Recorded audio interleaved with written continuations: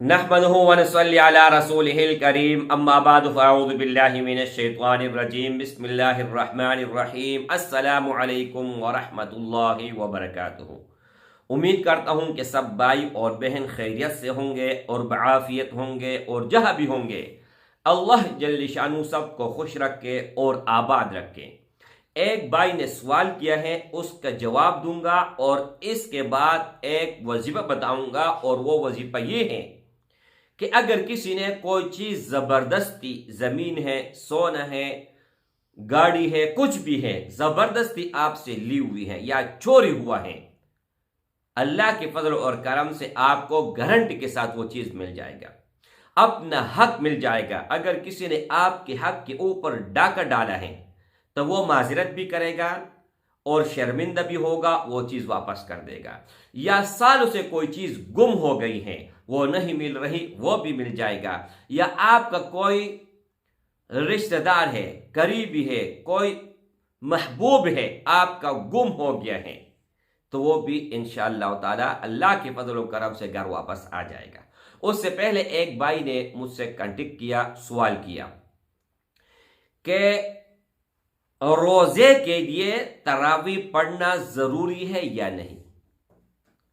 तो मैंने कहा मेरे भाई, ये रोजा फर्ज है, तरावी सुन्नत है। आपका सवाल कि मैं रोजा रखूं लेकिन नमाज ना पढ़ूं, ये कोई सवाल नहीं हुआ। नमाज भी फर्ज है, रोजा भी फर्ज है, लेकिन तरावी का एक मिसाल मैं देता हूं। आप सब नमाज को जमा करके टोटल बनाओ। सुबह सिर्फ फर्ज, सुबह 2 रकात हैं,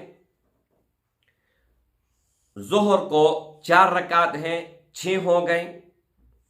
असर को 4 रकात हैं, 10 हो गए। फिर मगरिब को 3 फर्ज हैं तो 13 हो गए।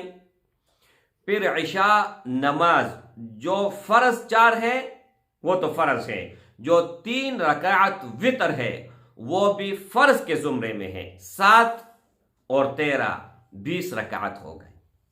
यानी डेली हम 20 रकात फर्ज पढ़ते हैं। तो रमजान में अगर हम तरावी पढ़ें वो 20 रकात तरावी है, तो एक के बदले अल्लाह ने क्या कहा है, 70, और नफल के बदले फर्ज। तो रोजाना तरावी पढ़ते हो और अल्लाह फर्ज में शुमार करेगा और वो अल्लाह जल्ल शानुहु एक के बदले 70 गुना देगा।